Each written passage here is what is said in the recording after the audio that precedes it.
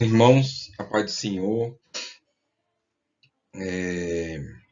venho trazer aqui uma reflexão sobre uma passagem que Deus tem colocado no meu coração e gostaria que os irmãos meditassem nessa passagem.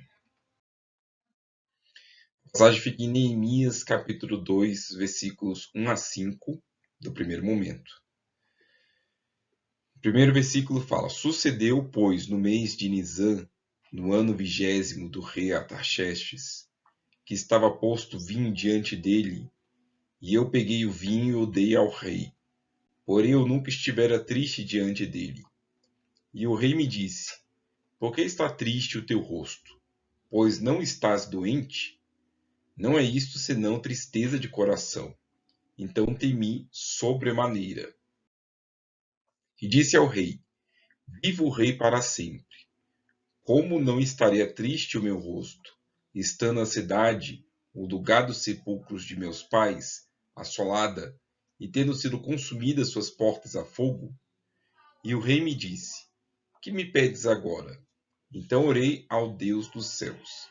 E disse ao rei: Sendo agrado do rei, e se o teu servo é aceito em tua presença, peço-te que me envies ajudar a cidade dos sepulcros de meus pais, para que eu a reedifique.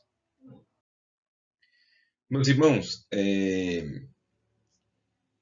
essa passagem nos fala sobre a questão da tristeza, a questão da angústia que Neemias apresentava com relação às notícias que ele recebeu da cidade de Jerusalém, de como a cidade estava em destroço, com seus portões, seus muros destruídos. E isso nos traz para a reflexão de como devemos nos comportar diante dessa situação de falhas de defesa espirituais. Porque nós precisamos cuidar para que os inimigos de nossa alma não aproveitem dessa situação de ausência de defesa ou defesas frágeis para se aproveitar. É importante lembrar que toda vez que o povo de Israel se distanciava de Deus, toda vez que o povo de Israel caía nos pecados, de forma geral, eles então eram entregues aos inimigos. Deus permitia que acontecesse isso. E os inimigos, então, colocaram fogo nas muralhas e derrubaram ali. Mas o detalhe que nós precisamos é reerguer essas muralhas. Se uma vez permitida essas brechas serem utilizadas, reerguer de tal maneira que possamos nos fortalecer. Eu quero trazer aqui um vídeo de um rabino judeu chamado Sani, Ravi Sani. Tem um canal dele aí, o link. Vamos acompanhar aqui então o vídeo. O que o judaísmo diz sobre Jesus? Qual a crença em relação à vinda do Messias? Muitas pessoas me perguntaram também por que o judaísmo não enxerga Jesus como Messias. Porque o Messias ele vai vir e trazer a paz para o mundo, não vai ter mais guerras. E hoje, infelizmente, nós vemos muitas guerras, estamos longe da paz mundial, infelizmente. Outro motivo é que o Messias ele vai vir e vai reconstruir o terceiro Beit HaMikdash, o terceiro templo em Jerusalém, algo que não aconteceu. A Torá é clara que o Mashiach, o Messias, ele vai vir e fazer isso de uma vez só, ou seja, ele não vai vir, morrer e no futuro voltar para fazer tudo isso. Ou seja, ele vai vir de uma vez só e vai pôr ordem na casa uma única vez. Então, por essas e outras, O judaísmo, com muito respeito, nós respeitamos todas as religiões, mas nós não acreditamos, não enxergamos Jesus como o Messias. Bom, meus irmãos, apesar de Cristo, né, de Jesus ter vindo, ele era um judeu, e é um judeu, o que acontece? O judaísmo, ele não acredita que Jesus é, então, o Messias, né? O rei. Mas o detalhe que eu quero comentar aqui é sobre a questão de Jesus ter colocado que ele reergueria o templo em 3 dias. Então, o que acontece? O judaísmo não acredita na questão, então, de que Jesus era o Messias. Um dos motivos é porque o templo físico lá em Jerusalém não foi reerguido, né? E eles esperam isso, tanto que quando você vai estudar a questão do anticristo, você vê essa movimentação da construção do templo, né? Mas o que acontece? Vamos acompanhar aqui uma passagem que eu quero trazer também. Aqui em João capítulo 2, dos versículos 19 a 20. Jesus respondeu e disse-lhes: Derribai este templo, e em 3 dias o levantarei. Disseram, pois, os judeus: Em 46 anos foi reedificado este templo, e tu levantarás em 3 dias? Mas ele falava do templo do seu corpo. Quando, pois, ressuscitou dentre os mortos, os seus discípulos lembraram-se de que lhes dissera isto, e creram na Escritura e na palavra que Jesus tinha dito. Então, aqui, os próprios judeus reconhecem que 46 anos demorou para construir o templo, só a questão do templo.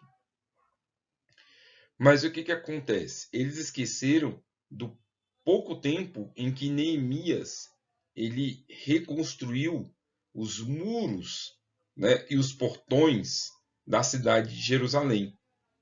Quanto tempo demorou?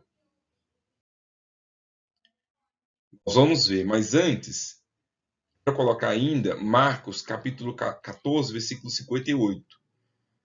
Aqui, no Sinédrio, eles acusando Jesus de blasfêmia, aqui se coloca: Nós ouvimos lhe dizer: Eu derrubarei este templo, construído por mãos de homens, e em 3 dias edificarei outro, não feito por mãos de homens. Aqui eles acusando de que Jesus, então, edificaria o templo em 3 dias.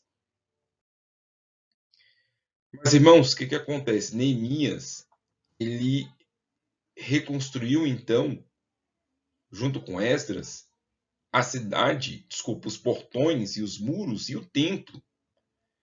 Então, o que acontece? Vamos dar uma olhadinha aqui nesse versículo.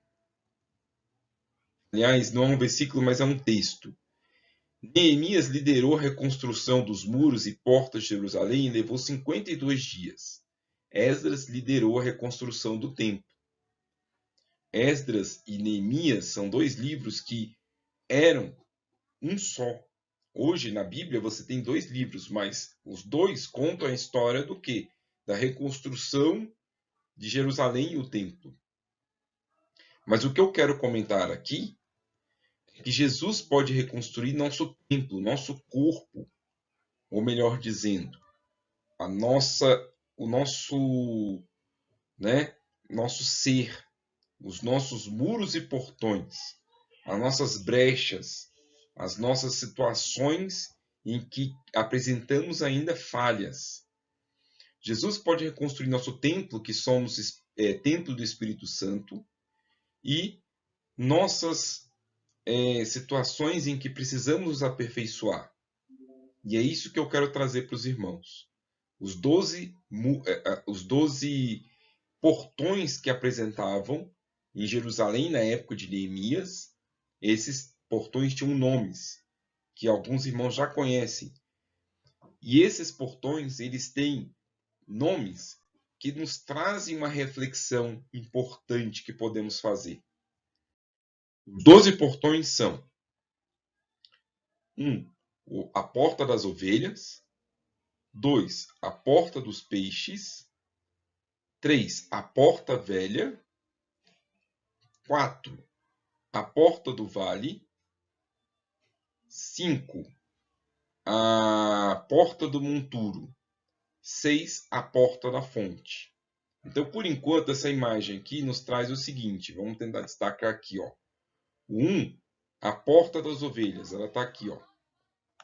Certo? Porta das ovelhas. O 2, a porta dos peixes. Ela está aqui. Nós vamos ver que significado nos traz isso. 3 é a porta velha. A porta velha está aqui, ó. 4, a porta do vale, né? Ela vai permitir o acesso a um vale, nós vamos ver isso. 5, a porta do monturo, né? Porta do monturo. O que é isso, monturo? Nós vamos ver. 6 é a porta da fonte, né? Que é a porta da fonte. O que isso traz, né? De significado espiritual para a gente. 7 é a porta do cárcere. Porta do cárcere. 8 é a porta das águas, né? Porta das águas. 9 é a porta de Efraim. Porta de Efraim. O 10 é a porta dos cavalos. Estão aqui, ó, localizada a porta dos cavalos. O 11 é a porta oriental. E 12 é a porta da guarda. Hoje, irmãos, nós não temos 12 portas, tá? As portas são 12 na época de Neemias. Hoje nós só temos 8 portas e o nome das portas mudaram muito. Bom, nós não vamos comentar sobre as 8 portas existentes hoje, mas as 12 portas que foram reconstruídas por Neemias. Vamos comentar ao longo, então, de 12 momentos, tá bom? Com isso, irmãos, eu quero trazer a reflexão, mas antes vamos orar. Senhor Jesus, quero te agradecer, Deus, por essas palavras. Quero te agradecer, Senhor, porque o teu sacrifício nos permitiu não somente reconstrução do templo, do teu corpo glorificado, mas que um dia o nosso templo será reconstruído plenamente, para que um dia nós nos encontraremos na cidade celestial, na Jerusalém celestial. Mas por enquanto, Senhor, nos permita, nos ajude a refletirmos, meditarmos quais são os portões, que 12 portões são esses, que significados espirituais eles nos trazem, para que possamos preencher, colocar guarda, colocar nossas defesas dia e noite para vigiarmos contra os nossos inimigos. Eu te peço, te agradeço, em nome de Jesus, Pai. Amém.